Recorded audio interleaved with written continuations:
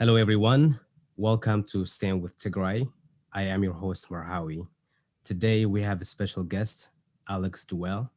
Alex Duell is Executive Director of the World Peace Foundation and a research professor at the Fletcher School at Tufts University, considered one of the foremost experts on Sudan and the Horn of Africa.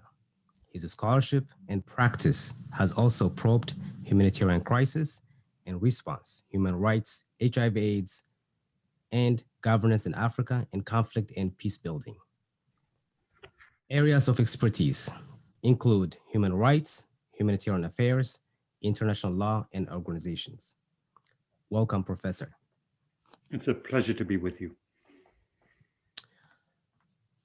So, Professor, how do you describe the situation in Tigray right now in your own words? What we are seeing in Tigray is the attempted destruction of not only a political class and political movement, but it appears an entire people. And the spearhead of this is the Eritrean regime, President Isaias Afwerki, who is bringing in tow the government of Prime Minister Abiy Ahmed in Ethiopia. And all the weapons of destruction are being utilized. There is military assault from the air, on the ground, and there is a relentless assault against what is required for people to remain alive, objects indispensable to survival: food, medicine, water, and basic livelihoods, control over land. It is terrifying. So I heard the interview you did with the Mulgeta Gebrehiwet, a powerful interview. You asked him great questions. I'm more interested in one of the questions you asked him about the position of the Eritrean forces, how long they will stay in Tigray, whether or not they will leave Tigray. What do you make of his response regarding the Eritrean forces? I think one thing was clear from even before this war, which is that the Eritrean leadership would not rest until the TPLF is not only destroyed as a political institution, but the capacity of the Tigrayan people to rise, to organize, to provide any sort of capable challenge until that is destroyed.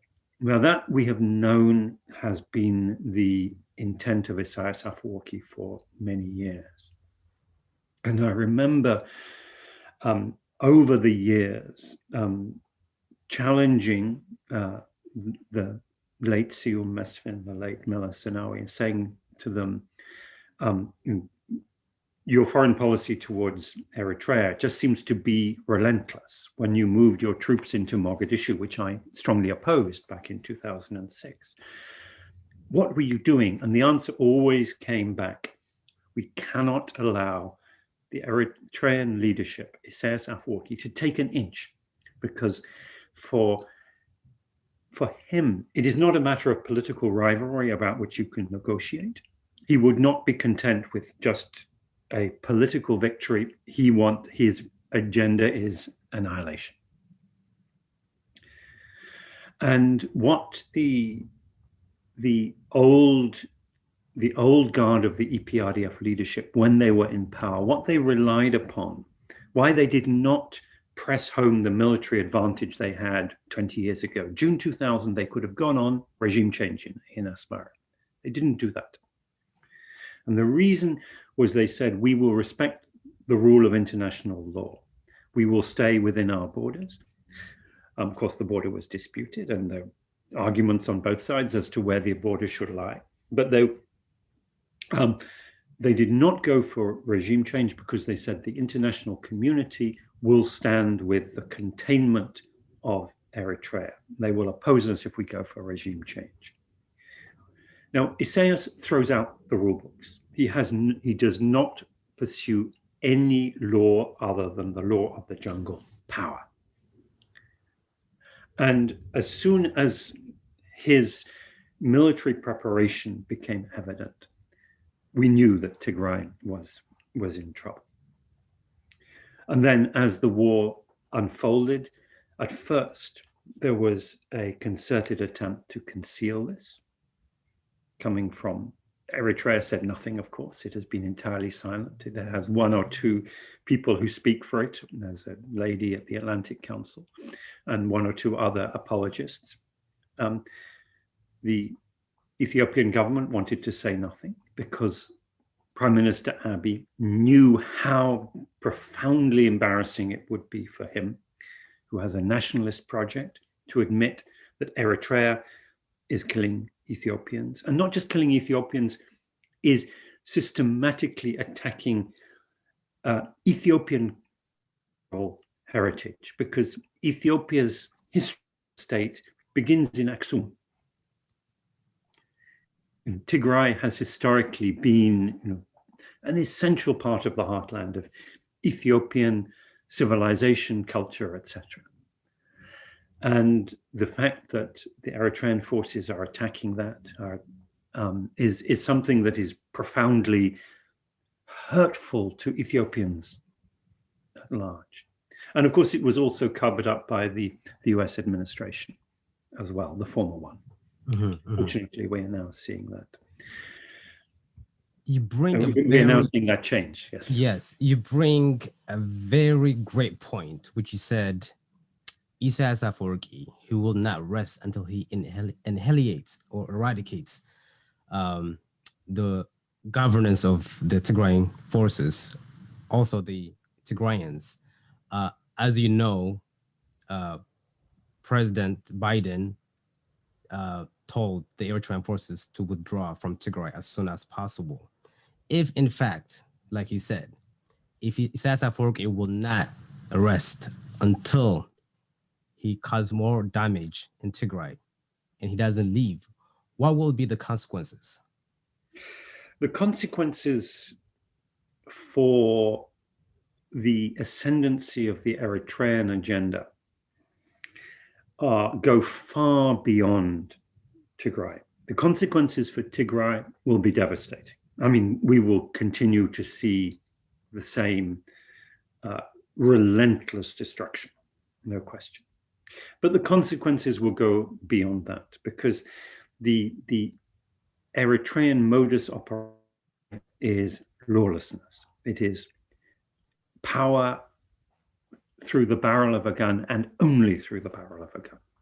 And we are seeing that logic beginning to infect politics across the region, in the confrontation between Ethiopia and Sudan, in the clampdown on the opposition within Ethiopia, and even in Somalia now, where the president of Somalia, Farmajo, is trying to follow the Eritrean model of consolidating authority, not following the principles of democratization. We will see the dismantling of the entire order in the Horn of Africa and more widely. And for 75 years, the world order has been built upon multilateral institutions, the rule of international law, basic respect for norms of international behavior and of how states treat their citizens, and indeed the laws of war, international humanitarian law, how you treat the citizens of countries if you occupy them. And Eritrea under Isaias Afwerki is abrogating all of those. It is, possibly the worst rogue state in the world. And if the rest of the world is going to sit back and accept and say, oh, well, we're not convinced that this is happening, we don't have the evidence, let's wait and see, let's give them the benefit of the doubt. This is, a bit like during the Rwanda genocide, during the wars in Yugoslavia, even during the Holocaust, saying we're not convinced, let's give the benefit of the doubt until we see with our own eyes. Well, now that evidence is coming out. It is, what was a trickle, what was just a few people speaking out and saying, this is what we believe is happening. And we, those of us who did this were, a few voices. Now, especially as the international humanitarian agencies begin to get access, as human rights organizations begin to interview the survivors who have made it as refugees to Sudan, or who have managed to escape from Tigray to Addis Ababa and come to the United States, as the voices begin to come out, this trickle is becoming a flood, and it will be undeniable. And the question will be asked of everyone who is in a position of international responsibility in the United Nations, in the European Union, in the African Union, in the US government. Where were you? What did you say? What did you do when this evidence came out? Was your silence complicit in these crimes? That's very powerful. Again, you bring another great point, which is the silence of the world. Like you said, everybody's trying to say we don't have enough information due to the blackout, the communication internet blackout. We don't have enough information. We cannot confirm. But how long is this going to go? I mean, they know that clearly the Abiy administration blocked the telecommunication and internet, and war has been happening in a virtual blackout, and a lot of atrocities have been committed in a virtual blackout. How long is this going to continue? What do you think the international community should do, or the Western should do, to stop this senseless war? I think we are at a turning point. And I think the first key turning point was the assassination of the former foreign minister, Siyum Mesman. Because Siyum was a man who was known around the world. He had many, many friends. And in normal circumstances, if a man of that international respect were to die, around the world, governments would express their official condolences. There would be telegrams, messages, tributes paid, from the Secretary General of the United Nations, from foreign ministers in every continent. Now, because the announcement of the death and the responsibility of the death was the government of Ethiopia, although in fact I strongly suspect it was the Eritreans that did the killing, no one was able to express that. I wrote a tribute to the late Siyum, and my phone, my email inbox were flooded with calls. And I won't name the names, but from serving prime ministers to former prime ministers to foreign ministers to senior United Nations officials saying, we wish we could have said what you said. And that, I think, woke up the world, not only to what was a personal tragedy and loss, but also it woke people up that this is actually a type of behavior, the killing of essentially defenseless old man who had difficulty walking, along with two of his elderly colleagues, one of whom was blind and an amputee, the other of whom had a very serious medical condition. This was the type of behavior we thought had been consigned to history. And it was not just a report of an anonymous killing, it was a report of somebody whom they knew personally. And the description of him, the official description of him, criminal, etc., did not gel with how people knew him, with his reputation. And I think that was a turning point. I think the next turning point, and we are at the cusp of that, is now the information about the humanitarian crisis is becoming undeniable. And there comes a point in the international humanitarian system where instead of just the standard cover is we don't know, but there are humanitarian information systems which are designed specifically to monitor food insecurity, hunger, starvation, disease, etc., etc. And to prevent those humanitarian information systems from operating, from having access, is itself a violation. So the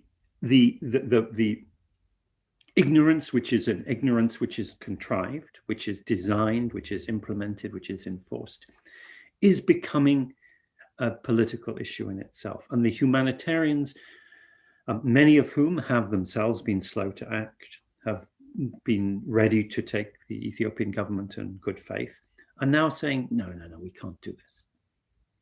And over the coming days, I'm confident that we will begin to see the humanitarian outcry reach a level at which first of all, the Ethiopian government is forced to respond. And one reason it's forced is because the bill will be paid by the Europeans and the Americans.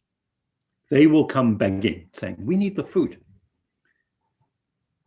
They're not going to go to Eritrea for the food. They're not going to go to Saudi Arabia or the Emirates for the food. They're going to come to Washington, D.C., to Brussels, to Paris, to Berlin, to London, and say, please give us the money. And when those foreign ministers, those taxpayers say, hey, what are we paying for? Then the language is going to shift. And then also the finger will be pointed at Eritrea. So you know that Abiy Ahmed has received the Nobel Peace Prize in 2018, which everybody hoped that he would unite Ethiopia. In fact, now what we're seeing is the opposite. We're seeing that he is a warmonger, that he's been partnering with Isaias Afwerki, also Somalia. There's some evidence that he's been talking with Somalia, and there are some troops who went there in Eritrea, trained, and then went to Tigray. I mean, looking at what he's been doing and the condition that Ethiopia is right now, how do you even describe his leadership, and what is there for him now after let's say after everything is over? What's there for Abiy Ahmed? Well, he got the Nobel Prize for making an overdue peace agreement with Eritrea. And I think everyone welcomed the prospect of normalization of relations with Eritrea. Now, normally when the Nobel laureates, the Nobel Committee gives an award, it will give an award to the two. So Nelson Mandela got it, but F.W. de Klerk got it. And we all knew that Nelson Mandela deserved it more, but de Klerk also had to move. In this case, the Nobel Committee could not face giving it to Isaias Afwerki. And that was a warning. Because for Isaias Afwerki, clearly the interest was not peace, the interest was war, a security pact against Tigray. But in entering that security pact, as was clear to many of us at the time, and has become absolutely crystal clear now, Abiy was trying to ride a tiger. And you cannot ride a tiger or have a tiger by the tail. And this is the problem he has got himself into. He is not leading any longer. He is now following an agenda. Many people who go into war think, I will be the master of war. But that is an illusion. Almost every time, war becomes their master.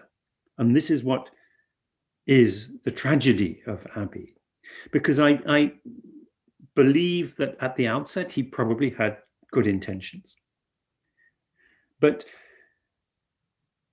in taking the political steps he did, which he did, I think, initially because of inexperience and naivety and overconfidence. And the Nobel Prize was very unfortunate because it gave him a lot more confidence. He needed to be humble and considered instead of being proud at that moment. So war has become his master. And those who become a slave to war, they take their countries and themselves in desperate directions. And if we look at the forces that are aligned around Abiy at the moment, one of the questions is, can he survive with those forces? What purpose does he serve them? Because the main purpose he served, especially for Isaias and some of the groups within Ethiopia, was he gave them international reputation and legitimacy. And now that is turning.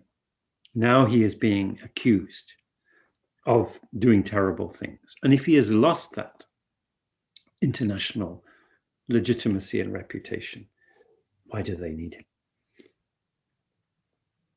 Clearly, this war, Professor, is, if you will, it's becoming a protracted war. It's continuing, and we don't know when it will stop. And I remember in the beginning of November, Abiy Ahmed declared the war on Tigray, and he said it's going to be a 3-day law and order operation. And clearly, we know that that's not true. And in fact, now they're using all kind of tactics to bring the Tigrayan people on their knees, especially when it comes to food. They're using hunger as a weapon. I just want to understand what you make of that. Do you think, is he succeeding in doing that? And what should the UN and EU do to stop this? One of the features of this war from the outset, and this was the great danger of this war, is that it not only causes enormous human suffering, but it causes political divides and grievances and bitterness that will take a generation or longer to overcome. So the idea that you can browbeat a people into submission is not only ethically wrong, but actually historically an illusion. The idea that somehow by inflicting destruction, hunger, starvation, terror on a people, you will get them to say, okay, we accept. This is simply not going to happen. Now, clearly, the anger of the Tigrayan people, part of that anger is against their own leadership that brought them into this, that contributed to this crisis. But the immediate anger is against those who are threatening their lives, their physical well-being, their livelihoods, everything, their existence today. And as Mulugeta made very clear in the call that he made with me earlier this week, the Tigray resistance does not have a problem of recruits. It has more people flocking to it than it can handle, because the only option that people have is to fight. And one of the dynamics of a conflict like this is that those who start it can lose control of it. And that applies not only on the side of the government of Abiy Ahmed and Isaias, but also on the side of the Tigrayan leadership. So if the TPLF leadership loses control of the agenda of the people, you can have a situation in which an insurrection is motivated overwhelmingly by anger, bitterness, the desire for revenge. And then it is out of anybody's political control. And there is no prospect of this war being brought to an end unless, say, we recognize this danger. This is a danger not just of the immediate destruction, but danger of opening a wound that will bleed for a generation. And Ethiopia and the whole region cannot afford to have an open, gaping wound of this type, because it will disfigure the society, the culture, the politics for a whole generation. Great, Professor. So my final question is, what's your recommendation to the world leaders looking at the condition right now Tigray is in, also Ethiopia as a country is in? What's your recommendation to those leaders, to those who are work at the EU, UN, or politicians? I think the world just needs to come together and say, stop. This is an outrage. Every possible law has been broken. Every possible norm has been violated. Every possible principle has been thrown out of the window. Stop. Let us stop the killing today. Let us stop the starvation today. And then we can begin to appraise, to look at the damage that has been done, and to begin to repair, and hopefully to begin to reconcile. But with every passing day, the wrongs are being worsened, the suffering is being intensified, and the long-term crisis is becoming more difficult, more intractable. And this is a price that will be paid not just by the people of Tigray, who are paying such a terrible price now, but by the people of the region and indeed the entire world. Professor, thank you so much for your time. Great to have you. Thank you very much.